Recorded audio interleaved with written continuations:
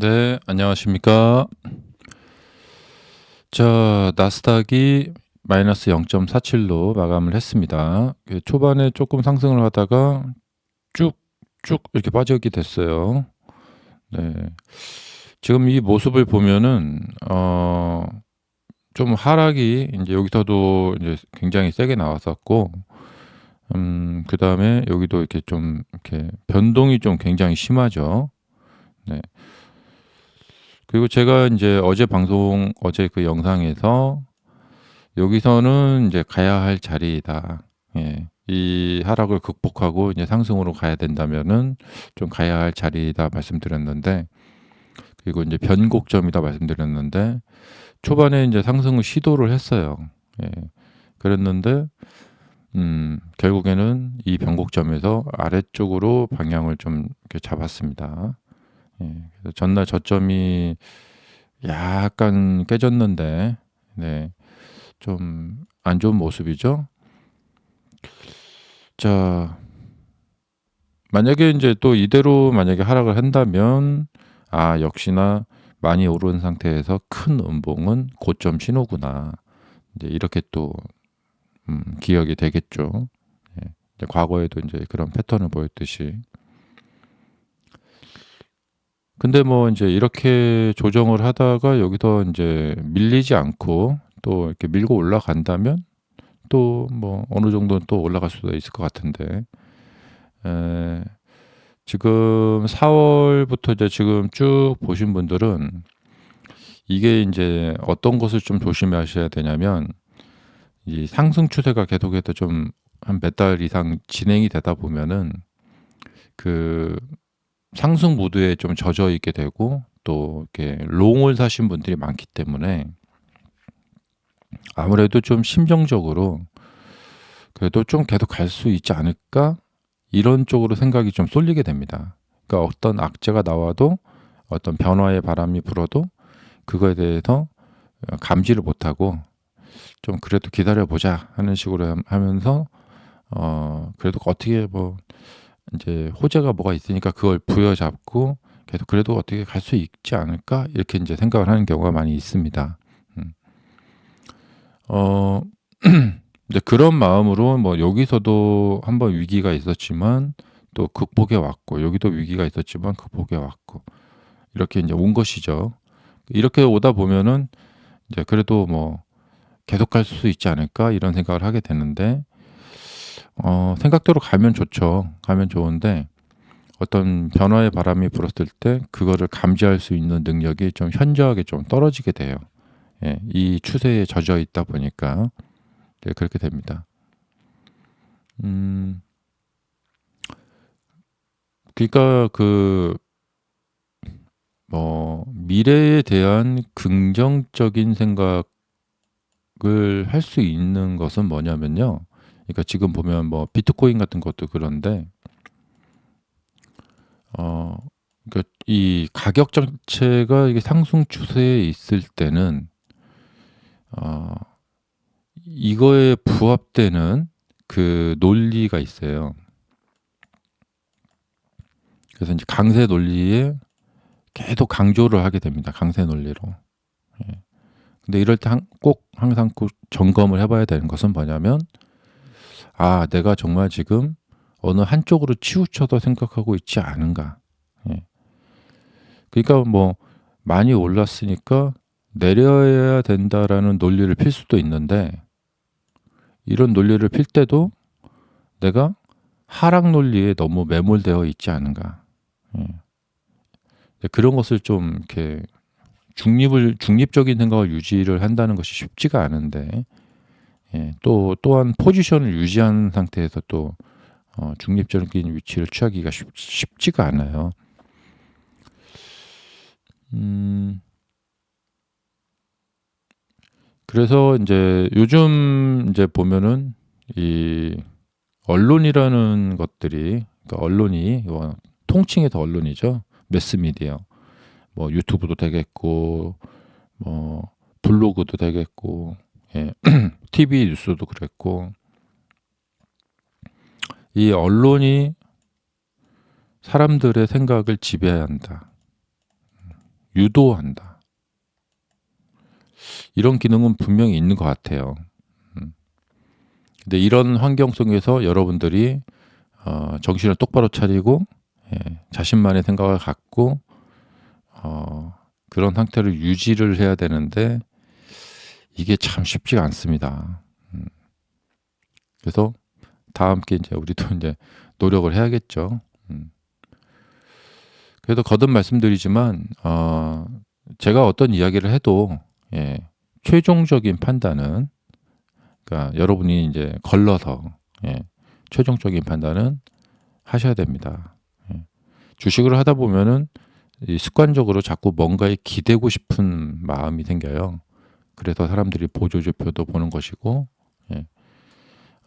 그런 거거든요. 그러니까 볼린저 밴드, 뭐 RSI, 그 다음에 뭐 과열 지표, 막 이런 것 있잖아요. 그런 보조지표에 자꾸 기대고 싶은 거거든요. 그냥 가격 자체, 거래량 이런 본질적인 거에 분석을 파고들어야 되는데 이것을 이제 분석하기가 어려우니까 이것을 대신 분석해주는 이런 이동평균선, 그다음에 이제 뭐 그런 보조 지표들을 이용해서 거기에 기대해서 이제 분석을 하고 싶다. 그래서 사람들이 그 리딩방 같은데 비싸게 돈 주고 많이 이제 그 하잖아요. 뭐냐면 여기에 기대고 싶은 거예요. 근데 결국에는 주식은 정답은 홀로서기가 정답이다. 이런 것들을 이제 이용하는 건 좋아요. 이용하는 건 좋은데 결국에는 최종 판단은 이제 본인 스스로. 그래서 결국에는 홀로 서야 된다. 이게 니콜라스 다비스의 그 책에 보면은 잘 나와 있습니다. 니콜라스 다비스가 그동안 증권 브로커들. 근데 그 시대나 예전 시대나 지금이나 똑같습니다. 지금은 증권 브로커가 이제 뭐 주식 유튜브, 그다음에 주식 TV, 뭐 경제 신문, 그다음에 증권사 리포트 뭐 이런 것들이죠. 어제도 보니까 뭐 제이미 다이먼이라는 분이 그 JP 모건 CEO인가 그런데 이분이 뭐 그 바퀴벌레 이야기하면서 그런 얘기를 막 하던데 이제 이런 분들 이야기 나오면은 유튜버 분들이 이런 이야기를 퍼날르죠. 신문사도 퍼날르고. 근데 이분의 과거 이력에 대해서는 잘 퍼날르지 않아요. 네. 근데 그도 그럴 것이 이제 그 뭐 과거의 어떤 이 사람의 이력에 대해서 이제 그 말을 하면서 지금 주장하고 있는 내용을 전달할 수가 없겠죠. 제이미 다이먼이 이제 과거에 유명한 게 뭐냐면 그 서브프라임 모기지 사태 터졌을 때 현재 주가 추세 괜찮다. 더 갈 수 있다. 미국 경제 뭐 건전하다. 그런 전망을 내놨다가 그 다음 해에 금융위기 터지고 폭락이 발생됐었죠. 그때도 몇 년 동안 아마 2001년인가 2002년부터 해서 거의 한 5년 가까이 정말 엄청나게 뜨거운 불장이었거든요. 근데 그 당시 이 제이미 다이먼이 그런 이야기를 했었거든요.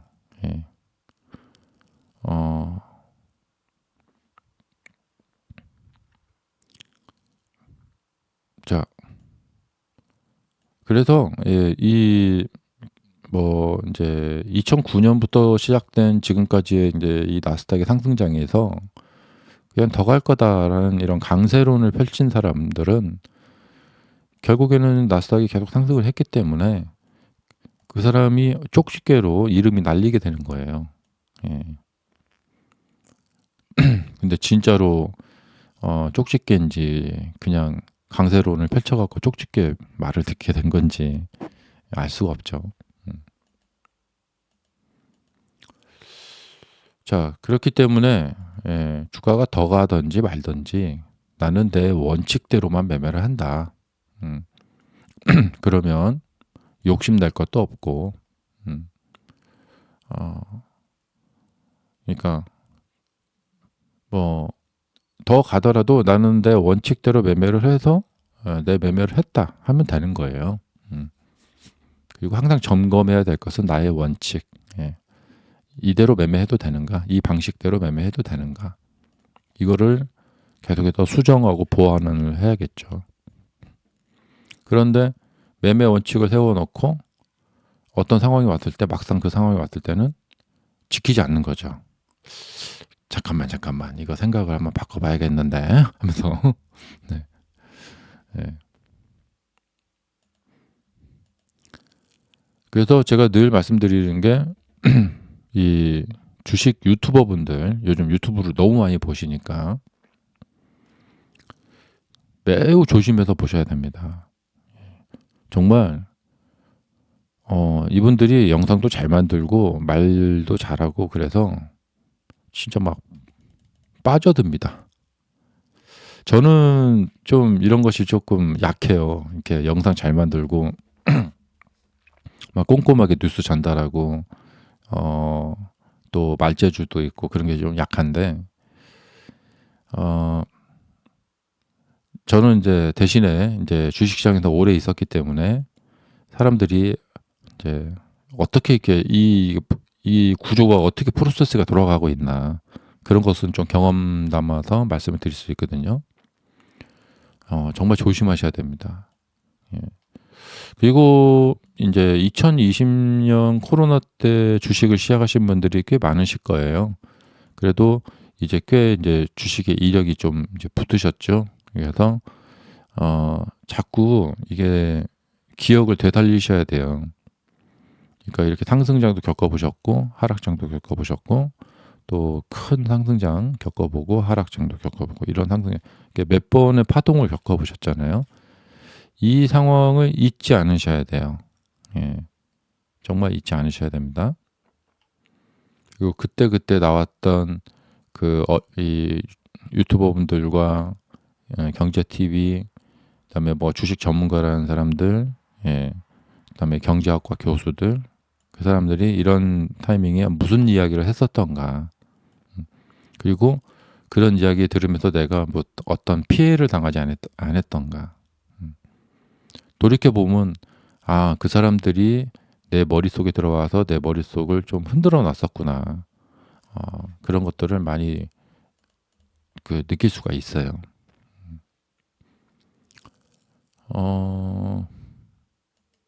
자, 그리고 이제 지역은행 불안 이야기가 나와서 나스닥이 좀 하락을 하게 됐죠.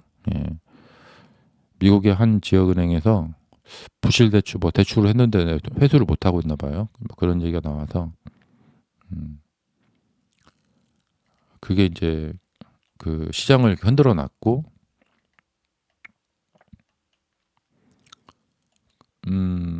이걸로 봤을 때 뭐냐면, 예, 시장이 불안하다는 거죠.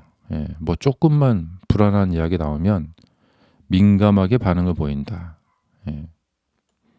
그래서 현재 상황이 그렇다. 예. 이런 상황은 고점에서 자주 나옵니다.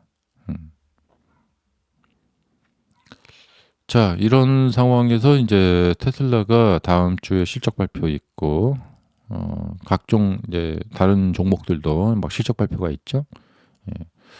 그래서 시장이 지금 호재에 환호하면서 급등하기보다는 불안한 뉴스에 반응해서 하락하기를 더 잘하고 있다라는 것이죠. 그러니까 호재에 반응해서 좀 이렇게 반등을 하긴 하지만, 글쎄요, 호재로 해갖고 이게 다 빨리 이걸 이렇게 떨어진 상황이 추세가 빨리 다시 복귀가 돼야 되거든요. 자, 이런 상황에서는 이제 주말이 두렵습니다. 주말에 어떤 뉴스들이 나와서 이제 또 월요일 날에 타격을 줄지 봐야 되겠고, 또 이 지역은행 이야기처럼 갑자기 나오는 이런 블랙스완. 근데 그 블랙스완이 나왔을 때, 악재가 나왔을 때 시장이 많이 빠지지 말고 좀 이렇게 약하게 빠져야 되거든요. 예. 사실 뭐 0.47이면 뭐 그렇게 많이 빠진 건 아니에요. 예. 근데 이상하게 좀 이렇게 보면은 좀 이렇게 과격하게 움직이는 느낌이 나요. 그래서 이게 이제 현재 그 투심이라, 예, 투자의 심리다 이렇게 보면 되겠고요. 자, 테슬라도 이제 이 뭐냐면 벗어나지 못했고, 사실 수치상으로 봤을 때는 2.3%면 뭐 그렇게 빠진 것도 아니에요. 네. 근데 왠지 불안하죠. 이게 왜 그러냐면 우리가 차트를 보고 있기 때문에 그렇죠. 이렇게 해갖고 여기에 딱 걸쳐 있기 때문에 이렇게 가면 어쩌나. 그러니까 제가 늘 쓰는 표현이 처마 밑에 달린 물방울 같다. 갑자기 톡 떨어질 수가 있잖아요. 그래서 이런 것이 이제 투심을 자극하고, 예. 그다음에 풋 옵션 같은 것도 많이 들어오고, 예. 그래서 지금 뭐 이렇게 좀 약세를 보이고 있죠. 약세를 극복 못하면 밀리고요. 예, 주가라는 것은 이렇게 중력 같은 건데요. 예, 밀어 올리지 못하면 슬금슬금 계속 하락할 수밖에 없어요. 이게 이제 투자의 심리인데, 상승 중에 있을 때는 사람들이 매도를 많이 안 하지만 이렇게 슬금슬금 밀리다 보면은 자꾸 이제 매도를 하게 되고요. 그다음에 지금 상태 보면은 이 가격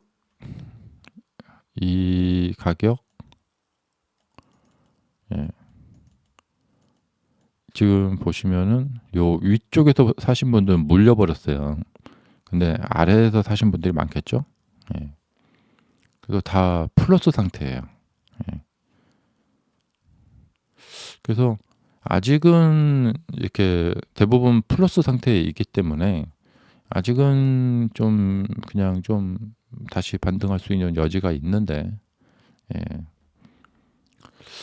그리고 이 고점의 형태를 보면은 이때는 좀 고점이 상당히 과격해요. 마이너스 11%짜리가 있죠. 예. 그리고 여기도 보면 뭐 마이너스 6%짜리, 뭐 여기 보시면 막 이렇게 막 좀 이렇게 크게 7% 반등에 막 이렇게 떨어지고 6%짜리 막, 예.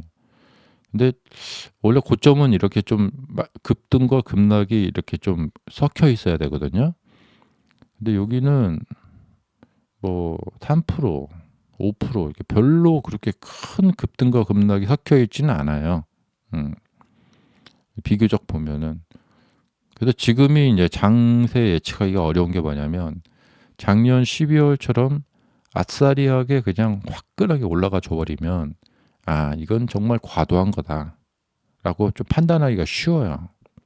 근데 이건 과도한 것 같지도 않고 그렇다고 과도하지 않은 것 같지도 않고 애매한 상태거든요. 예. 그래서 지금 장세는 진짜 판단하기가 쉽지가 않다. 그래서 주말을 이용해서 여러분들도 다시 한번 점검을 해보시고, 예, 진짜 좀 쉽지 않은 장입니다. 지금 뭐 금융 정책 같은 경우도 그러니까 물가는 지금 오르고 있는 것 같은데 이 상황에서 금리를 내려야 되잖아요. 음, 그러면 물가 상승을 더 자극할 것이고, 예, 그러면 2021년에 있었던 그 물가 상승, 2차 물가 상승 파동이 나타날 가능성이 있는데, 예, 아마 2차 물가 상승 나오면은 이제는 사람들이 이걸 견디지 못할 거예요. 급격한 소비의 감소가 나타날, 경기 감소나 소비 감소가 나타날 가능성이 있다. 예, 사람들이 두려워하고 있는 건데 그거거든요. 예, 이번에 급격한 물가 상승이 나타나게 되면 이거 어떻게 막을 것이냐. 예, 그러니까 소비는 감소하면서 물가는 상승하는 스태그플레이션인가 그런 게 이제 일어난다는 것이죠. 예. 근데 이 세력들, 위정자들, 이 사람들은 서민들의 삶에는 별로 관심이 없을 것 같아요. 네. 사실 대통령이 제일 해야 되는 건 뭐냐? 서민들 입장에서는 낮은 물가를 유지해주고, 그다음에 소득을 유지해주고, 그래서 그 소비를 좀 계속해서 소비가 활발하고 물가는 낮고 이게 우리나라의 이제 90년대죠. IMF 터지기 전까지. 80년대도 좀 괜찮았고. 예. 그래서 아마 88 올림픽 이후부터 이제 90년대를 IMF 살아보신 분들은 그때 참 물가도 싸고, 예. 뭐 주말마다 나이트클럽에 사람들 막 미어 터지고, 예. 그다음에 친구들하고 맥주 한잔 하려고 해도 뭐 주머니 그러니까 뭐 그냥 부담이 없었어요. 그냥 부담 없이. 그러니까 뭐 저녁만 되면은 뭐 호프집, 뭐 술집에 사람들이 가득 차 있고, 예. 그다음에 그 소비할 수 있는 인구는 뭐 사상 최대 인구층을 형성하고 있고요. 그러니까 이렇게 좀 이렇게 원활하게 돌아가고 있고, 그래서 경제 성장률이 좋고, 그런 상태를 유지해 주는 것이 이제 제일 대통령이 할 일이거든요. 이제 그런 사회의 상태가 제일 적합한데 이제 반대로 가고 있단 말이죠. 예. 젊은 사람들은 줄고 있고, 예. 물가는 높고, 그러니까 사람들이 모임도 잘 하지 않고, 예. 그냥 이제 개별 가정 생활로 이제 국한돼서 많이 움직이게 되고, 예. 그래서 이 사회 형태가 이제 이 물가가 정말 중요하다. 예. 물가가 낮아야지 뭐든지 다 사람들이 이렇게 소비도 하고 막 돌아다닐 수 있는데. 근데 이제 세력 입장에서 봤을 때 뭐 이런 이야기도 있어요. 지금 뭐냐면, 자, 물가가 높다는 것은 뭐냐면 화폐의 가치가 떨어진다는 것이죠. 예. 근데 금리를 내려버리면, 예, 물가를 상승을 더 자극을 하겠죠. 예. 그렇게 해서 화폐의 가치를 떨어뜨려요. 예. 그렇게 되면은 미국의 이 부채, 이자를 똑같이 내더라도, 예, 10년 전 100만 원하고 지금 100만 원하고는, 예, 가치가 뭐 하늘과 땅 차이죠. 자, 근데 이자는 똑같이 100만 원 이자 나가면 똑같이 100만 원 이자 나가는 거예요. 예. 그러니까 예를 들면 뭐 1억에 대해서, 예, 미국 국채 뭐 만약에 뭐 3%짜리다. 예, 그럼 1억에 대해서 3% 이자만 주면 되거든요.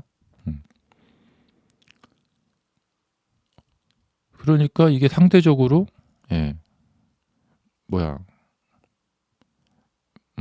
비용이 경감된다는 얘기죠. 네. 그러니까 물가가 높은 시대를 만들어 놓으면, 예, 화폐 가치가 떨어지니까, 예, 이상하게 이자는 이제 화폐로 주잖아요. 그러면 이 이자 부담이 줄어든다는 얘기죠.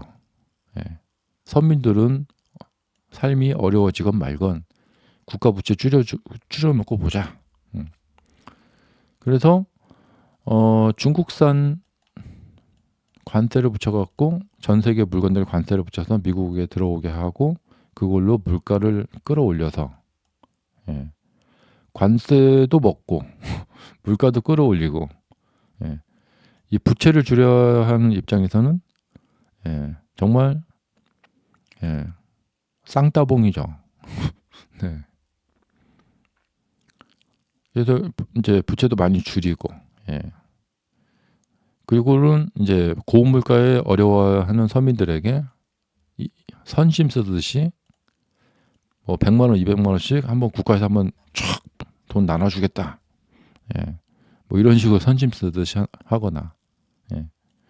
그렇게 해서 물가를 또 끌어올리고, 예. 근데 여기다가 더해서 금리까지 내려버려요. 네. 자, 이렇게 복잡한 시대가 지금입니다. 예. 2020년부터 미국 주식 제가 이제 방송을 하면서 이제 미국 주식 투자도 이제 하고 왔는데, 지금처럼 복잡한 시대가 있었는가 생각이 듭니다. 자, 감사합니다.